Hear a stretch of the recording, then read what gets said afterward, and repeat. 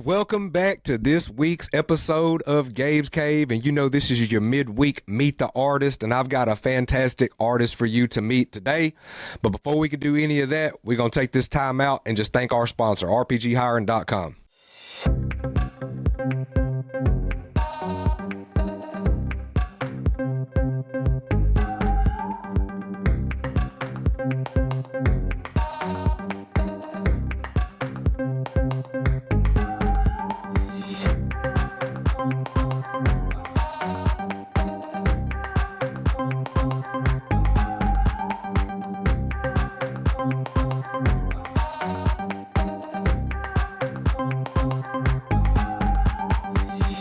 Thank you, rpghiring.com. We wouldn't be able to do none of this without y'all. So if y'all live in Arkansas, Tennessee, Oklahoma, Kansas, or Missouri, and you're looking for a new career, check them out. They are building people, changing lives.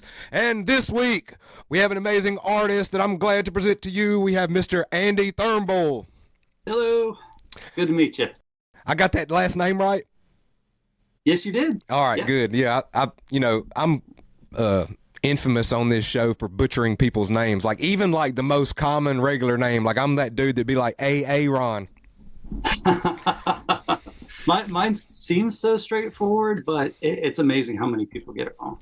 Oh, look, dude, they ain't got to tell me. I'm backwards when it comes to that stuff. As good as I am with people, you would think I'd be able to get people's names right when I see it on paper. Yeah, I get Turnbull, Turnbill, Trimble. It's like, it's just Turnbull. Yep. What does it sound? Yep. Well, yep. I'm glad. Whoop, whoop, whoop, whoop. All right, guys, we have a great selection of cards here for you today, and they come from all walks of life, some going way, way back in time, and some of these I had no idea. So when we get to those, I'm not even going to fake it to make it and act like I knew, because he's already told me what they are, so I know what they are at this junction, but I'm just going to continue on and just let him tell you like he told me. All right. And starting right up here at the top, we have a guy who has recently changed his name. Did you hear about this? I did not know. Oh, yeah. Just recently in comic books, he changed his name, and I need all you Cave Maniacs to go look for that. All right, it was in a Thor, this last week's release of Thor. That's where he changes his name. He is no longer going by MODOK. So what made you want to do this? Is it because of the Ant-Man and the Quantumania, him being the big baddie in that? Honestly, I just got an infatuation. I'm a mechanical designer, and so I just love mechanics and mechanisms, and he's got a lot of that going on. There's a lot of design creativity involved in his mechanized vehicle there, whatever you want to call it. His floating chair? Yeah, I think that's what they call it, an organism or mechanized organism. So yeah, it's hard to actually put a label on what exactly it is. But yeah, I just thought he was kind of cool, kind of colorful, and thought it would be fun to do. So, well, it's an amazing card. I absolutely love the way you did it. So, thank you. Somebody's going to be happy to get this for sure. This next up, we have another bad guy from Marvel. We have Hobgoblin here. Yeah. So, why Hobgoblin? Not that he needs any kind of written permission slip to be put on a card or anything, but why Hobgoblin? The answer is pretty simple, actually. I had done about 10 of the cards, and I was like, I just need another splash of color. So I thought, well, it's like yellow and orange. It would just kind of like brighten up the stack of the cards, and so that's seriously all the more. All the more it took for me to roll with that one. It's just two loose wires in my brain kind of touched, and it was like, okay, we're rolling with that direction. So well, that's why we went. Yay to those loose wires. Yeah, I got a lot of them. They do some good things apparently, so that's fantastic. Yeah, that's right. Next, you said this is your rendition of Trapjaw, and I love how you did the background with the white border around it, but then the dark gray or whatever. It really makes those colors that you put on him pop. Oh, thanks. Yeah. Growing up as an 80s kid, I was a big He-Man fan. Lived, breathed, ate He-Man. It was on most of the stuff you could buy at the time, and I just had an infatuation with him. So I kind of took my twist on Trapjaw there. He's kind of beat up, his helmet's smashed up and cracked, and I put a battery pack on him instead, so that it was like futuristic, like he's more electric. He's got a little, charge gauge on there, red and green, and he's definitely more in the red at this point, having been battle worn. So yeah, it was just something fun I decided to do. So we rolled with it. Once again, loose wires. Well, once again, great card. So you Cave Maniacs are winning out from this dude's issues here that he has with his wires. So don't fix a thing. You're perfect the way you are. Thank you. Others might argue that, but I appreciate it. Well, don't listen to those people, though. They don't know what they're talking about. Uncle Nasty knows all. I'm like Confucius. Sounds like we get along just well. Yeah, dog. It is. So here's one of those Cave Maniacs that I was like, this looks so familiar, but I couldn't call it. And then when he told me, I was like, yeah, that's why I couldn't call it. So tell everyone where this guy come from, where this handsome devil comes from. Well, yeah, sure. That's one of the mutants from the planet of Metaluna. That came from an old movie called This Island Earth, and I am just a junkie for old vintage sci-fi from the late 50s, 60s. Yeah, that space age stuff. That kind of stuff just geeks me out pretty hard, and so I've always loved the mutant. You can see him like walking around in that costume, and it's hard to disguise that it's a man under there, with the exception of the head. But yeah, I mean, it just worked so well. When this stream's over with and we've already said our byes and everything, and you're still on this video, I'm going to tell you what his head reminds me of. I think I've heard it before. That's fair. Okay. So next up, Alejandra was like, this looks like Swamp Thing, and she's close. Yeah. I happen to know what this is because this was one of my favorite creature movies from when I was a kid. I probably shouldn't have been watching it as young as I was watching it, but I was watching it, and it's the creature from the Black Lagoon. Spot on, brother. Yeah. Just an amazing creature flick for what it was. Dude in a costume. Oh yes, it was just absolutely right down my genre. I just absolutely love that movie. Yes, good stuff. It was fun. It had a lot of small details in there painting that, and so it was a challenging, great time. Let me tell you. Well, it is a fantastic card, and I imagine it's I don't know. It's hard to really say on this one because you've given like the freak out fans, you've got something in here for everybody. So there's it's hard to say on this set which would be the ones that people are going to go after first. Like sometimes I kind of know, I'm like, all right, well, this is going to be the first card that somebody gets, but it's kind of hard with it when a set like this comes out because people are seeing some stuff that it's a wide variety here from different decades here. Speaking of decades here, we've got a Catwoman that we don't see very often. Explain this card and why you chose to do her. Yeah, I'm once again, I just love the campiness of the 1966 Batman series, and that was Julie Newmar's rendition of it. And yeah, who doesn't love Catwoman? It was just a no-brainer. I had to do it. I said I am all across the genres. I am all across generations as far as my cards go. And you give us artistic liberty, so and I rolled with it. Well, we dig it. We dig it.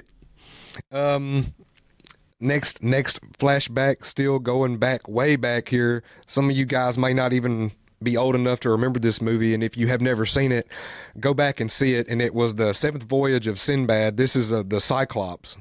Right. Yeah. It put me immediately when I saw it. It made me think of Clash of the Titans, but it's right along the same era of goodness. So sure. I tip my cap to Harryhausen anytime I can. His creatures he created. With the era that he was working in, it was just absolutely epic work. It's amazing what he did. Yeah, those Sinbad movies are awesome. His creations, his creatures, man, I still love them.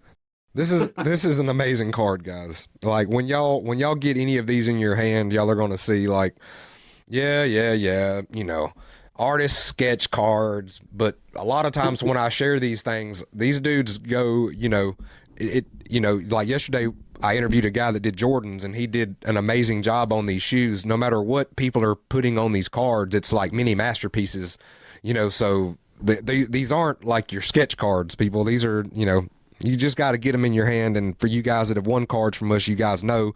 And for you guys that have never won one before, good luck. Hope you get one, because these are fantastic. Next, side note, my cards are hand painted with a brush, acrylic paint. So I don't use Copics. I've tried them a few times, but painting with a brush, acrylic, that's just my go-to, and so that's what I go with all my cards too. So yeah, they are actually paintings on the card stock. Yeah, I don't know if you cave maniacs can tell, but you see how these cards are thick, good quality cards, and they're curving up, and that's what happens when they get painted on. That's just something that does, but they'll be in top loaders or whatever. But yeah, that you can tell that this is a painted card when you get it into your hand. There is no question about that. When you guys win this, you guys will know, like, oh my God. Like, I couldn't do this, dude. I couldn't do this on something this big. You know what I mean? This is just fantastic that you guys do this. I love doing these interviews and talking to you guys. And this to be, so much hair, so much detail in the fur and in the face for this little dude on this little card. And here you have, I know, just fan favorite. This is an Ewok here. Not that you have to explain an Ewok card, but yeah, I love Star Wars. Who doesn't? And those furry little creatures, yeah, they're pretty awesome. It's just a good opportunity, paint some fur, which it's a whole different level of craziness to do, admittedly. But I decided to roll with it and see what happened. I had a few extra blanks just in case it didn't work out, but yeah, it worked out all right. Blah blah blah. I do this thing, I make a magic happen, it look fantastic. Blah blah blah. I was worried. Blah blah blah. Man, come on, get out of here. This is an awesome card. Thank you. Appreciate that. Next up, we have a man with a very crushed soul here and a very red skull. What made you want to do this guy? I just had to take a step into the modern here, and everybody loves the villains, right? As much as you hate them during the movies and the deeds they do, it's, you root for good to triumph most of the time. When you're just on the art cards, you're just looking for villains, and I just gravitate towards them, and so I was just thinking about characters to do, and I was about halfway through the process, and I was like, man, Red Skull. That just sounds like a fun one to do. So you don't get good heroes without quality villains. Absolutely. Yep. You hear that, Disney? Sorry, Mom. Here's another one that I didn't know, and he's told me, but I'm going to let him tell you guys because I did not know where this came from. Tell them about this card, and this is fantastic too, guys, because the way that it projects to the main focus of the deal here, like just really nice. Whoever gets this in their hand, you're going to be really lucky and happy with it. So. Yeah, that's a creature called It, and It was from a movie called It Conquered the World, and that was an old movie too, from I believe it was 1956, another vintage sci-fi movie, and one of the main characters I remember being in it was Lee Van Cleef. You think of him as more in the Western genre, but so this was a movie that seemed way out of character for him, but somehow in its campiness, it still works. This creature comes down and it's trying to take over the minds of the smart people in this town, so it can take over Lee Van Cleef had been communicating with this thing when it was, on its way down and coming. And when it gets there, he's working with it until, very late in the game, when everyone's trying to destroy it, they realize how bad it is. And it's actually got these little like flying creatures that it releases that lands on people's heads and like reprograms their minds. It is such a crazy, campy, cool movie. If you've never watched it, I highly recommend it. I have to do it now because it came highly recommended. So here we go this weekend. This is going to be how I'm spending my free time, people. I like it. Awesome. This is one of my favorite characters that the MCU has given us, and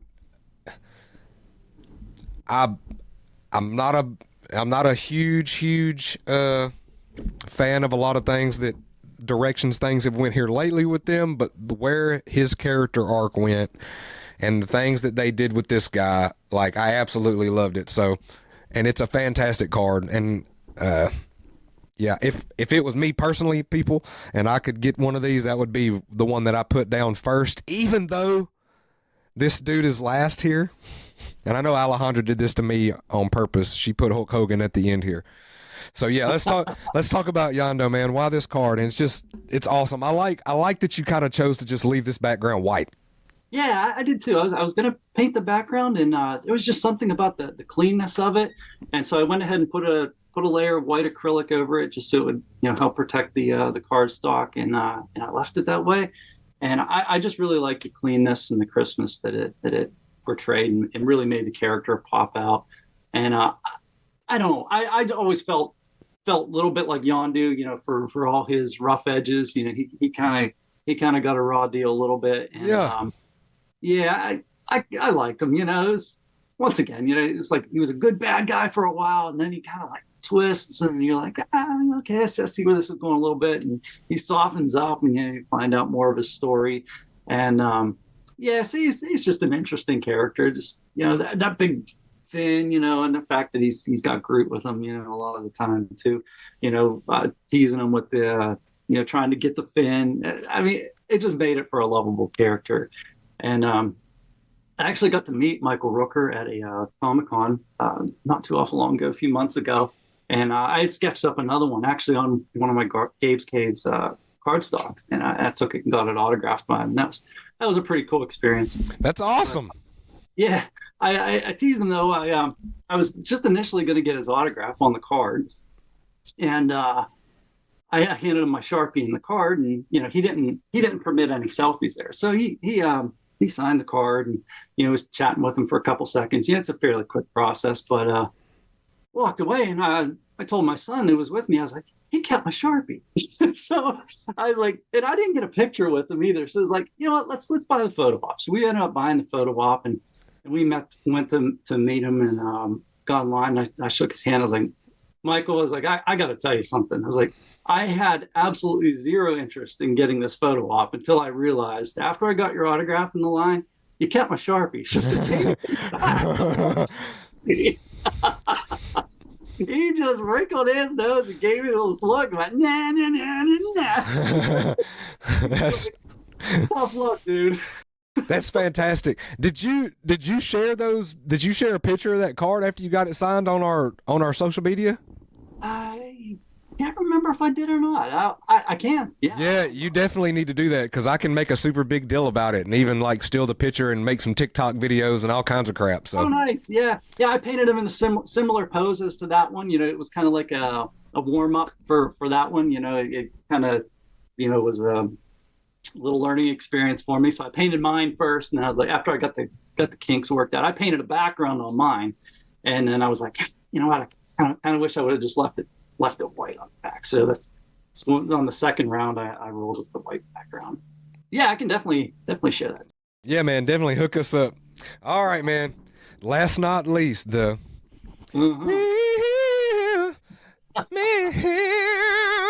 we got Hulk Hogan here. So look, this is an awesome card, dude, and thank you. Appreciate that. You captured the look in the face as the shirt rips. I mean, Yeah, growing up once again as an '80s kid, there wasn't much that was bigger than life than studio wrestling. I look back at it as just a golden era of it.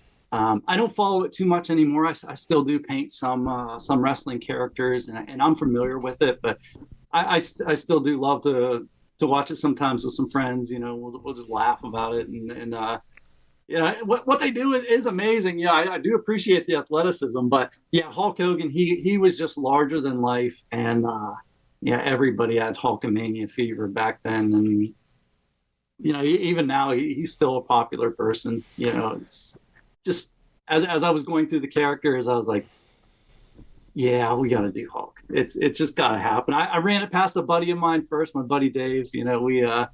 We hang out a lot together. And I was like, he was familiar with me doing this and the cards that I was doing. I was like, I'm going to run this past him first, see what he says. And just gauge his reaction. He's like, oh, dude, you have to do it. You have to do it. It's a must. So I sat down later that evening, cranked it out, and sent him a picture.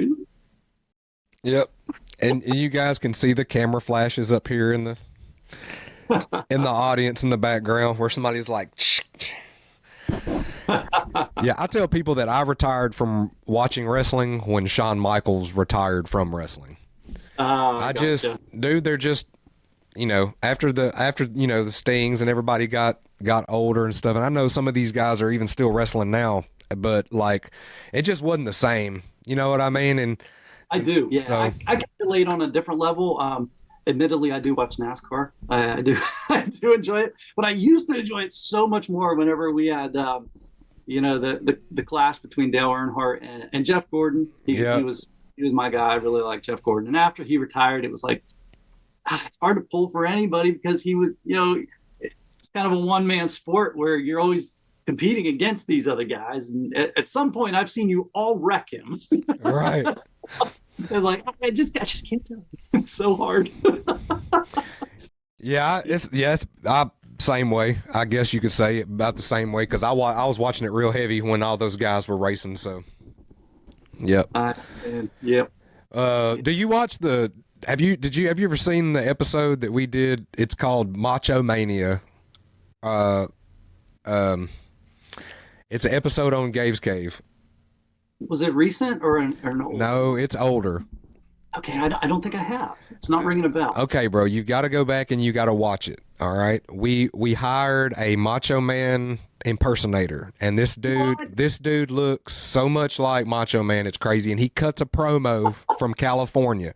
That's where he's at, and he sends us the video. And then Gabe is dressed up like Mean Gene Okerlund with the bald wig thing on and the mustache. He's got a tuxedo t-shirt. Brandon cosplays as Ric Flair, comes out and cuts a promo. Darren cosplays as Hacksaw Jim Duggan, comes out, cuts a promo, and then I cosplay as Hulk Hogan, come out and cut a promo. Oh, I gotta find this. Yeah, it's I tell people, we love every subscriber that we have. We love every view that we got, but like there's YouTube channels out there that don't put out near the amount of effort to be funny or be cool that we do, and they get way more success. I don't understand. It's like YouTube hates us or something. You got your diehard fans though, let me tell you. I've been a fan of your show for a long time and just stumbled across you guys, and oh yeah, I love it. I try not to miss an episode.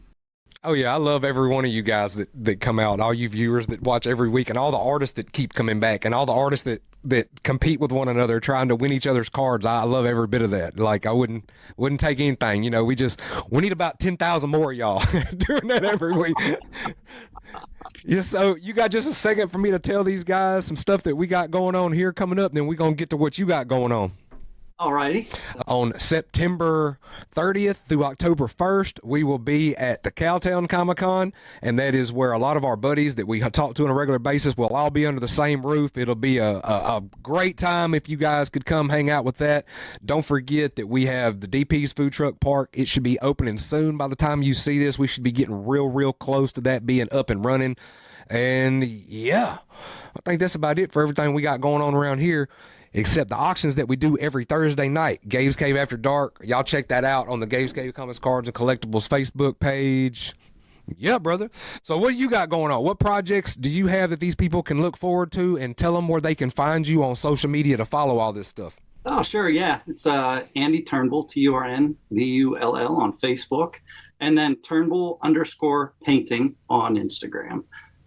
As far as what I got going on now, happy to be on board for another season of Gabe's Cave. Whoop, whoop.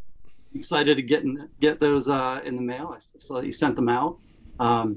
I do need to thank you guys for letting me do this for you. I find it a complete honor. I see the artists that you guys have, and it just absolutely blows me away to even be on the list with some of those guys and gals, and it's just so flattering. I started out as a viewer, got a few of the cards, and then I was like, oh man, I'd love to give back in some way, that if I could, and try and get on board with you guys. And so it's been awesome. The freedom and the liberty you guys give us to paint what we want. It's absolutely awesome. So I'm looking forward to doing those sketch cards. I've got some commission paintings that I'm working on the side as well. People contacting me. In fact, that's the Stone Cold paintings for a buddy of mine. I just finished that one a few days ago. So, that's a painting? Yeah, man, that's a canvas painting. That's not a picture? Nah. Bro, you've got to show that to the, can you move that? Yeah. Yep, I can. I've been looking at that the entire time. Oh my gosh. Yeah. Guys, check that out. Yeah. That was something fun to do. He wanted it. I guess a friend of his has has an independent wrestling league or something like that, or he's involved with it, and so he's like, his favorite wrestler is Stone Cold. If you could paint me that, man, would I appreciate it. So I painted that for him. And one other thing I do too, I'm also a bit of a fossil geek too, and I absolutely love sharks. It's a perfect time to be in sharks. It's Shark Weeks on TV and all that. Is it? And yeah. It's like when 4 weeks Shark Week now.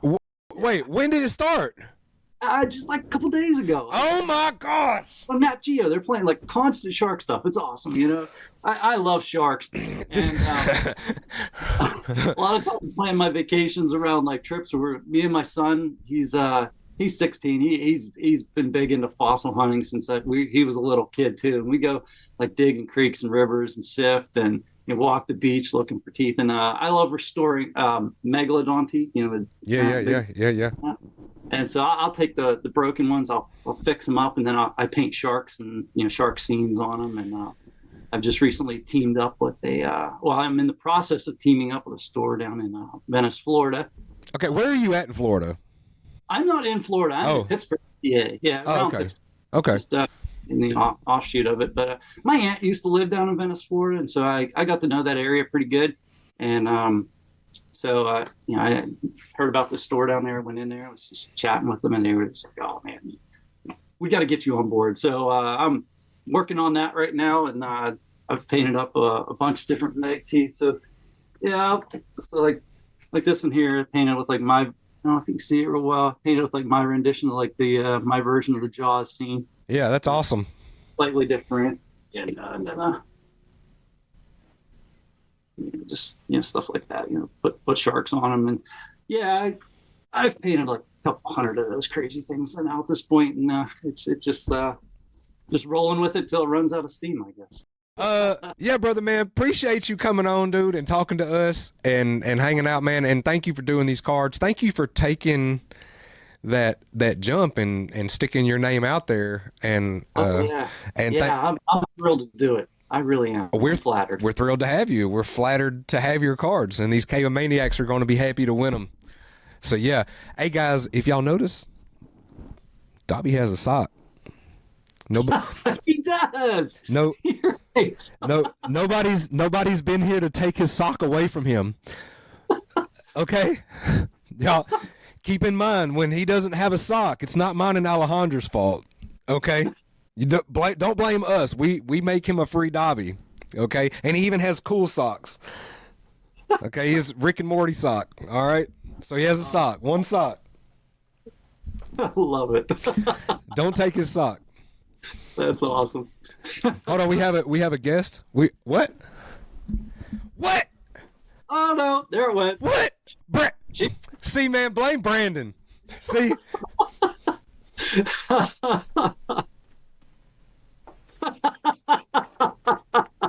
We gotta flip the sign back around now. Well, guess what's coming with your sketch cards when you get them back? A sock for Dobby.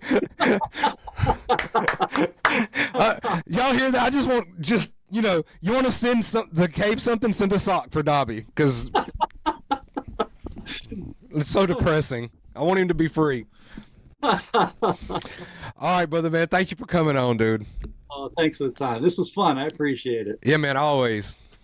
Uncle Have a Nasty. wonderful evening. Yeah, bro. We out.